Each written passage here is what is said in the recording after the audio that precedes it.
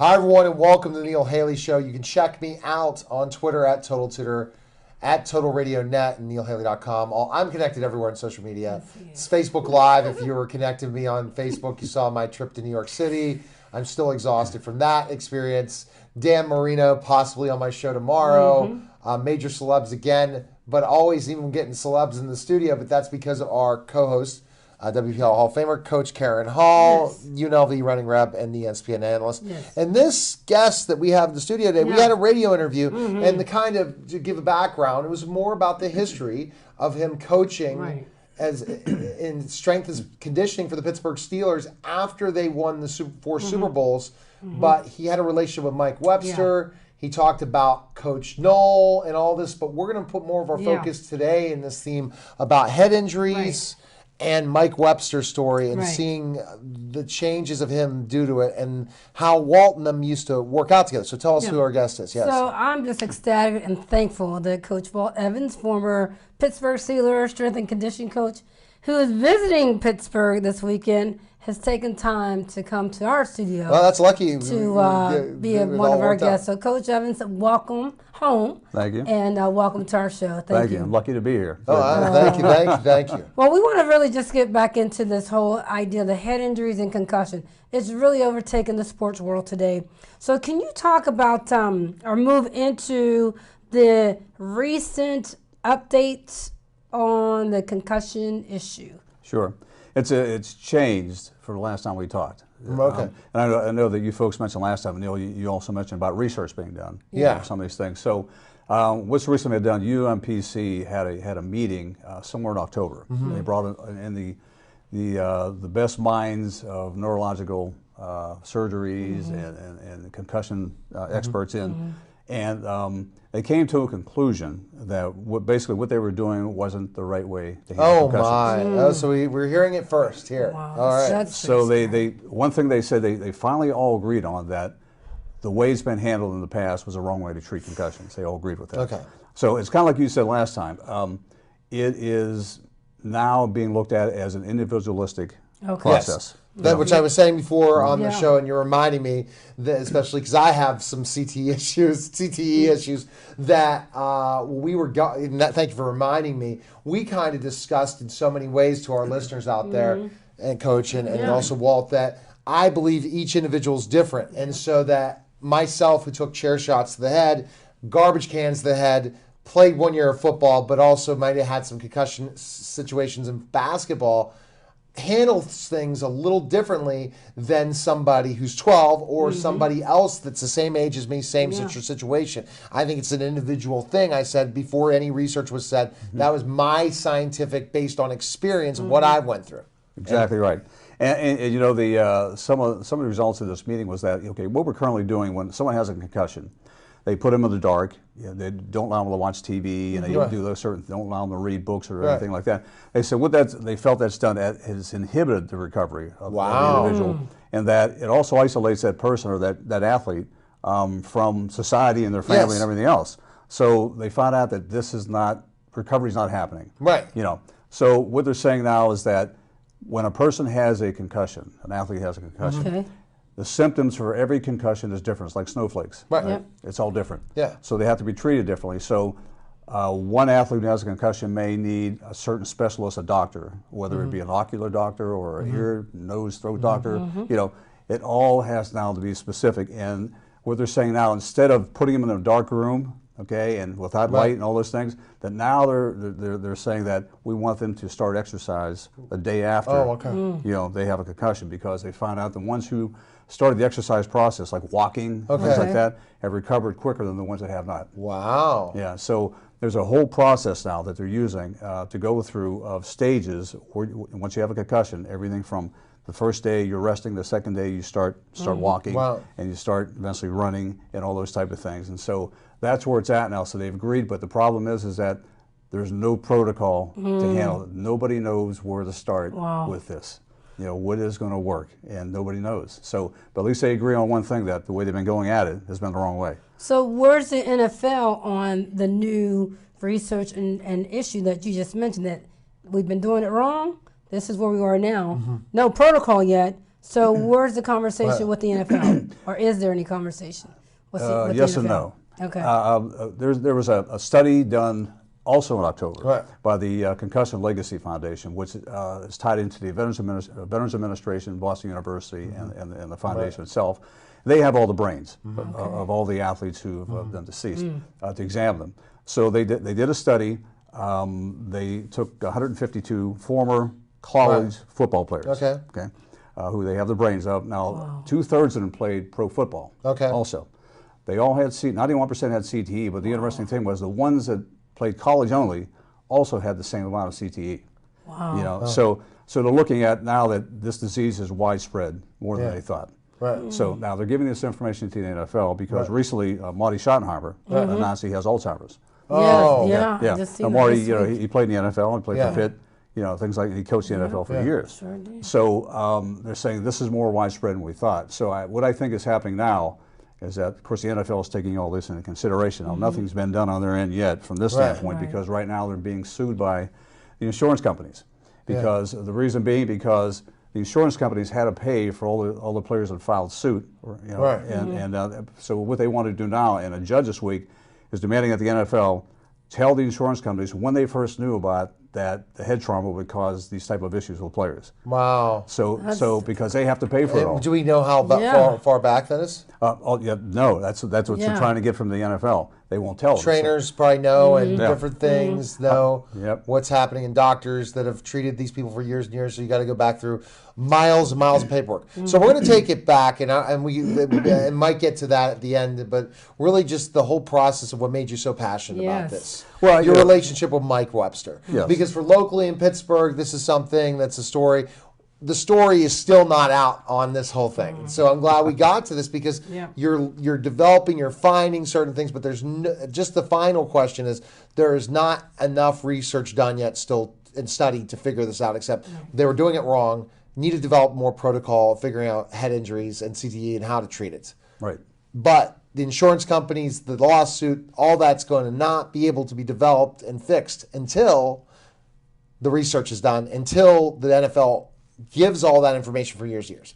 But why Walt Evans, who was a successful coach for the Pittsburgh Steelers, training, strength and conditioning coach, moved on to continue to do that? Why the passion involves Mike Webster? If it wasn't for your relationship with Mike, you would not be passionate about the head injuries as much anymore. Agree? Because you went through, because he was your workout buddy. Right. So kind of explain how you guys met. I mean, because he had 4 Super Bowl rings. You started coaching after that. Did you know Mike when he was playing before that? No, I didn't. No, you didn't. So you met him right when you started coaching. Right. Okay. So tell us how that developed. Of course, many people said him and I were clones, by the way. So when we were there, you know, Mike had the work ethic. Right. You know, I grew up in Pittsburgh. Grew up on the north side. You know, lived in Manchester, and my dad had a work ethic like you were kind of talking earlier, Bill Neal. And Mike had that ethic being from Wisconsin. He grew up on a farm, and he was, and through those skills he had, he was the leader, the silent leader of the team.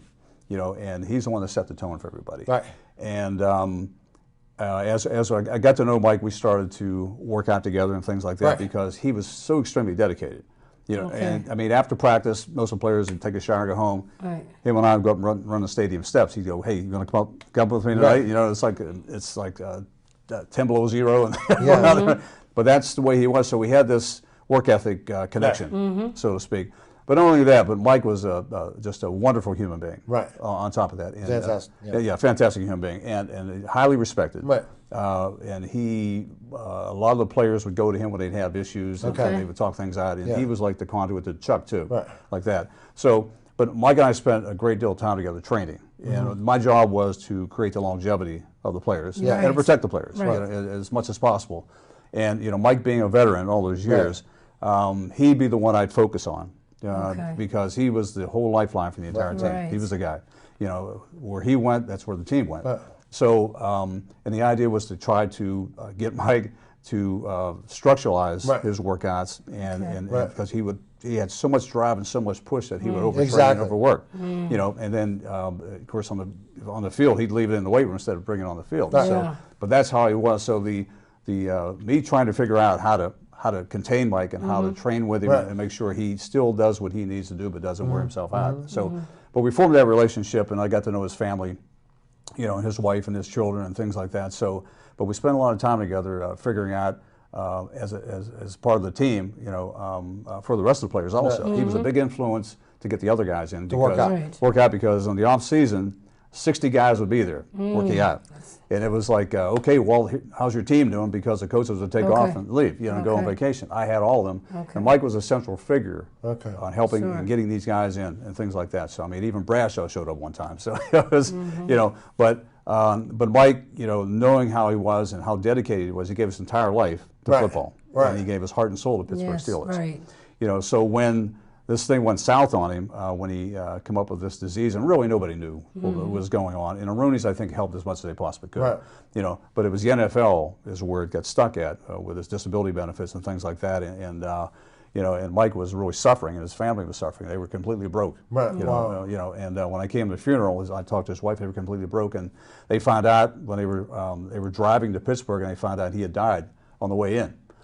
So they got here. They had no money. They had, so I know Franco was going around with a hat collecting money for them, and everybody was trying to help them out. So, but it was just a story of the type of individual Mike was, and the dedication, the focus he put on it, and how he helped. Really, and I hope the city appreciates what great athletes they had, the Super Bowl teams, because it's phenomenal what they contribute to the NFL. So, but the connection, what happened to Mike, how it happened, you don't want to see it happen to other players. Or, it's all, like we talked earlier, it goes all the way down to the grade school, football players, because that's where it started too. And the research we talked about last time, right? The guys that played, minor league or midget football, so to speak, when they called it in those days, were the ones that were more susceptible to CTE and the ones that didn't. So it's all those things. So it's more of an education awareness. I've got a teaching background. I taught in the city schools and played football in the city schools and coached in the city schools. And so it's when you see these things happen to people, you want to contribute your knowledge and your help and the experience that you have to the process. So with your passion that you have and that you're speaking about, where are you with the NFL? Do you have any ties in terms of conversation, whether it's with a group of neurologists and experts? Do you have any contact so that you can inflict some of that passion out so that they can hear from a coach who dealt with the person, Mike Webster, who pretty much blew the top off of all this? Yeah, with the NFL, I ran some of their junior player development leagues, or their camps, football camps. This was a few years ago.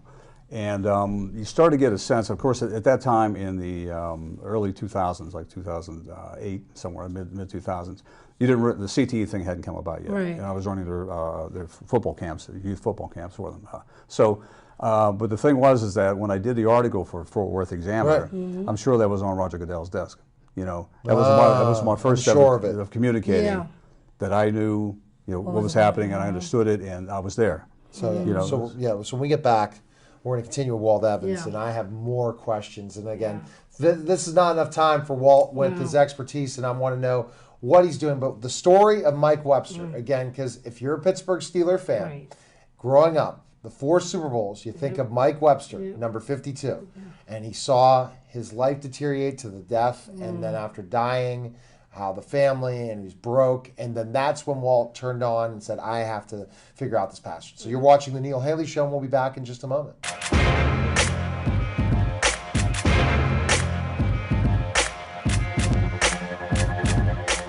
I brought out a show on the radio about 5 or 6 years ago to try to share a lot of the information that I run across on a weekly basis with clients, and to share those experiences and the knowledge gained from other people's either mistakes or the correct decisions they've made and their successes, and to try to share that with the community so more people could benefit. So we came over and met Dave, and it was real easy. He said, there you go, are you ready? We're very lucky to have this and the resources over here, where it would be quite expensive to try to produce a show like this elsewhere. Bethel Park TV is offering it to all of us. I hope this grows a lot, and I hope a lot more people do take advantage of this.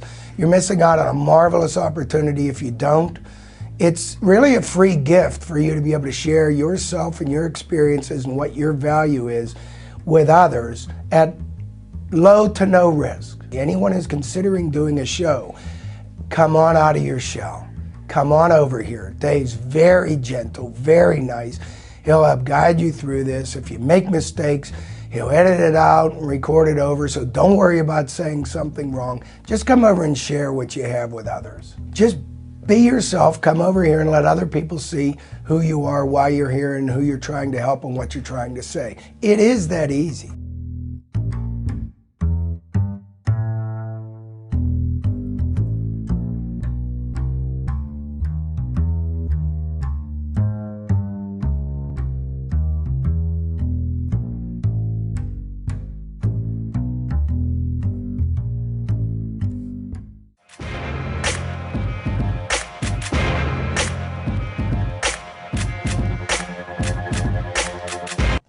We're back to the Neil Haley Show. Go to my website, totaltutor.net. I keep saying that. That's the education site. NeilHaley.com is the place to find all of the entertainment brand of me as an entrepreneur. It was so interesting last week with Bill Neal and this week with Walt Evans. And we're talking about Mike Webster right now and the NFL. I don't want to get sued by the NFL, so we'll keep talking. But I'm good friends with what the NFL's doing, meaning and other things, great charity work. They're the best charity work, the best professional organization involving charity work's the NFL. Best celebrity charity work out of the big organizations. Major League Baseball, NFL, NBA, Hollywood. The NFL does the best in charity work. However, this concussion thing is something that concerns me. So we go to the Mike Webster. What did you see in your relationship with Mike when things started turning south? You know, later on, like in 1988, this right the year before he retired, and he went to play for Kansas City. You know, Mike and I, after every game, would get on. We'd be the first ones on the bus to come back, right? And we'd sit in the back of the bus. We'd be the first ones on the bus out of the locker room, and he'd always complain of headaches all the time. And you know, and it was just seemed like he was in a daze sometimes. You know, after a game, and we'd sit back there, you know, and you know, we'd have a couple of things to drink and things. But you know, you saw some changes in Mike. You saw some changes a little bit in his behavior also, how he approached things. So you started to wonder, what was happening here, because as we talked about before, he led with his head, every play and things like that. But that was just him. I mean, that's just that's how he operated. He never thought about anything else but winning, you know, and leading the team. So, but over time, you know, he disappeared. You know, I'd contact him and call him, and nobody would answer the phone, or somebody say he's not here. And then I heard from former Steeler players that he was living in the Greyhound bus station. It was absolutely amazing, you know, that his teeth were falling out. He was super gluing them in. And then I tried to call him, and I called his wife, and finally found out what was happening, you know. And she told me what happened was that when he was at home, going through his process, she couldn't understand. He tore up all his photos of Terry Bradshaw, his zero payoff from there, destroyed everything, you know. And I knew then, I said, there's something more to this that was going on. So as this thing transpired, when he died of a heart attack, you know, everybody goes, 50 years old, you die of a heart attack. What's going on? And this whole process, he went, there's got to be more to this. And then finally, Omala came through and did it. He was the first one to really detect the evidence of CTE. So, but what the process he went through and what his family had to go through with the NFL was absolutely horrendous, you know, to take care of him, you know. So the Rooneys did everything they could, but the NFL was the one that stalled on this thing and prolonged it, because you think about this mild traumatic brain injury committee they had, if they would have addressed it right then and there. And so do you know when it was hitting, what age it started with him a lot, right after his career? The changes? Oh yeah, it's right after he got done with Kansas City. You know, right, and he only stayed with Kansas City a couple of years. Right after that, it started. It started at home. And how old was he when he retired from the Kansas City? He was probably at that time 40, let me see, 30, probably about 40, 41. So he's playing a long career in the NFL. Oh yeah. And then so you got 9 more years, and then he dies of a heart attack. Right. So your relationship with him after he went to Kansas City and stuff was back and forth phone calls, and then he started acting erratic. Yes. So are you being that person to say, well, the things I spotted, Mike, is what people should look at in this research of CTE? Yes. And see that, like, what types of things should people look out for with former athletes that have been involved with lots of possibly had multiple concussions, especially that are at certain ages, that it's not just part of the aging process, which we all do, that's right. But what about the ones that are going through more than that?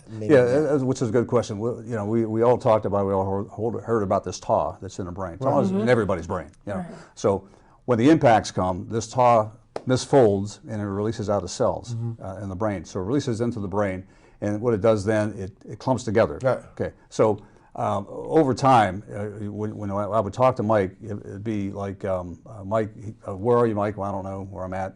Type thing, and when I said it was like he didn't know who I was either. Oh, You know, so it's almost Alzheimer's. Yeah. It was all. You Yeah. know, there's something wrong here. This Right. can't be right. So, Right. but talking to Ted Tilkin and Craig Wolfe and these guys, and I go, what's going on, guys? And it's like, and they said, well, he's not the same guy. Brad Shaw said the same thing. So nobody knew what was happening with him. So we knew it was something pretty serious. Yeah. But until he had the heart attack and died, then they did the autopsy. So when this whole thing So started. my question is, and I know we're talking about multi-million-dollar teams and the whole NFL. Right. So the financial side, because you just mentioned like the NFL, when they were doing that mind research earlier, they kind of knew something, Yeah. but they decided to not to disclose it. Right. So I mean, there's a horrible balance going on here. There's. Where there's a problem. Everybody knows it's concussion. Everybody Right. knows it's CTE. The NFL's like, look, and this is our league. Everybody Right. wants football. What happens to the balance, Coach? Where do we get? Well, that's what like they said in the movie. Like Dr. Bayless said, to Amala, you're the NFL's biggest boogeyman. Yeah. Because the NFL, from a business standpoint, didn't want to bring this out. Right. Because in a way, you look at it, it's like, okay, we know this exists, but how, is it related to just playing NFL football? When does this start? Right. I mean, how does it happen? How many hits do you have to have? So that's kind of where they were at, and also denying that the research existed or they ever knew about it, which really sunk them, But once Amala did this research and he brought this out, then things changed with him, and they still try to deny some stuff even after that. But the problem is that there wasn't a commitment by the NFL to address this at all, and all of a sudden the players themselves then started to step forward. When you saw Andre Waters when he killed himself and these other players and Junior Seau, and he went on and on and on and on. And he said with some of the professional wrestlers as well. Oh yeah, Chris right. Benoit, there's going to be a movie out. Chris Benoit did, yeah. Chris Yeah, Benoit's yeah. story. Killed his And family, then yeah. also the guy, Andrew, somebody that played Test in WWE. Andrew Canada, I toured with him when he was young, and he ended up killing himself. And they said he had the same type of brain as Benoit. So, and there's guys out there. Tommy Dreamer is an ECW superstar that's saying he doesn't believe in chair shots to the head anymore, and he was part of Extreme Championship Wrestling. So guys are finally seeing that these things are occurring. What have you done in your studies to say, what are the warning signs? You saw what Mike, but let's talk about simple things like I've talked to NFL players that say they forget things. They're not able to focus. They're not Ryan able Clark. to stay. Ryan Clark recently came out. Really? Yeah, I've interviewed Ryan before. But what did he come out?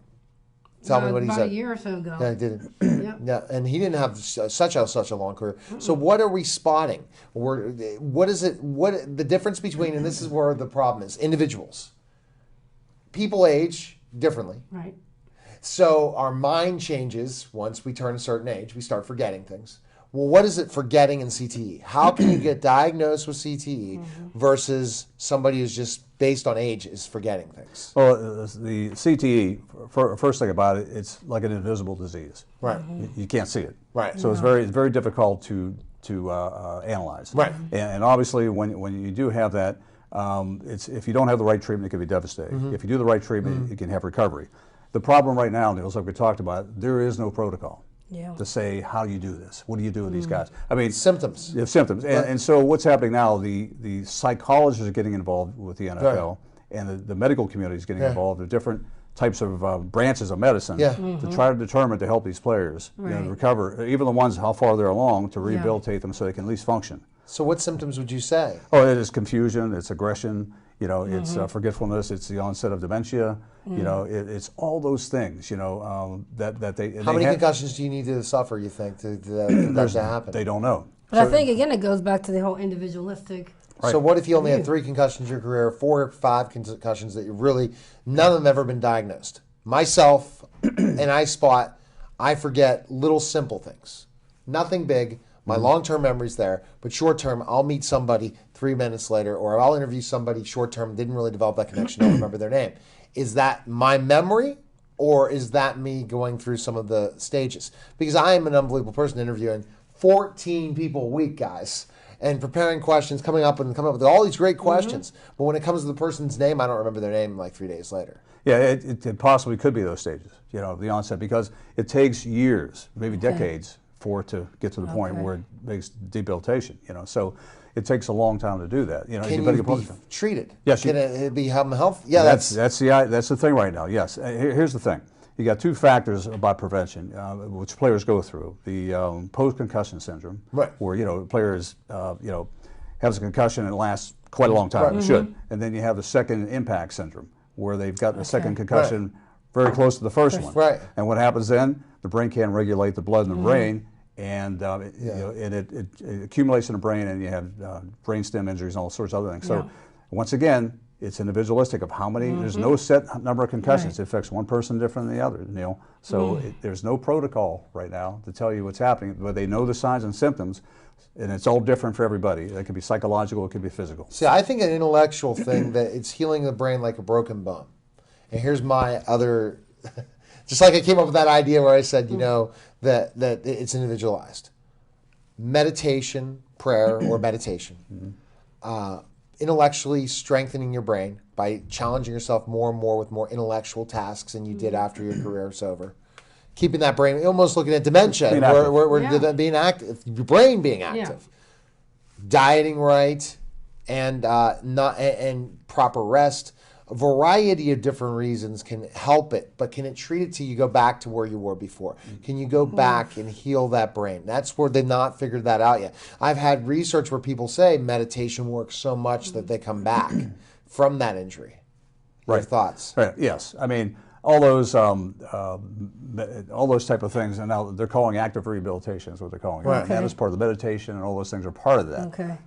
So what works is still on the, it's being juggled too. Nobody knows what's going to work, what's not going to work, because it may work for you, it may not work for Karen. So are they opening up research where people can come in to be part of this process? Yeah. I think I could probably. Is this nationwide? I probably can go in my resume, probably where whoever's the Pittsburgh person. Yeah, the Concussion Legacy Foundation does all that. They offer all that. You should hook me up with that. Oh yeah, I think because of the experience I've had, I deserve to look at that. Yeah. Because I mentioned sometimes to my wife, sometimes I'm forgetting things. Yeah, they have all those and tools. it might be because I have too much on my plate, but we want to find out what it is. Right, it's like Tony Dorsett and is diagnosed with dementia, or Alzheimer's, and so he went and got that test. So there are tests they can do to do that, but the Concussion Legacy Foundation has all these tools you can use. There's impact screening tools, and there's a lot of things that are being done right now. The main thing they're working on now are for the current football players are the sensors in the helmets, the impact sensors. So when you get to a certain point, they have to set them down, take them out of contact. Wow. So that's where they're at right now on a technical level with it right now. So as they try to search through this and figure this thing out, they're trying out a lot of things, Neil. Who's to say, the meditation or the yoga and all this stuff, nobody knows yet. I mean, I know we're moving into our time here, but athletes are athletes. You get hit hard, you come out, but you want to go back in. Or you're not going to play again. So now you're having this trainer saying, no. You're like, look, get me back in there. I don't care what you're going to do. So or you're going to win. That's another factor for this whole idea of CTE, where we can maybe eliminate it or kind of wait for a few more years later. But I want to play right now. I'm not thinking about CTE right now. Right. So there's another dilemma. Right, and Almalo said, they asked him, well, how many NFL players have CTE? His answer was 100%. Wow. And he's probably right. How many? So when professional wrestling was so extreme, which is still guys are doing, I wonder during that time how many of them have CTE. Right. The NBA. To what extent? NBA? Yeah. Hockey? Hockey for sure, yeah. So it's the extent of how much you have and how long. How you handle it. That's it.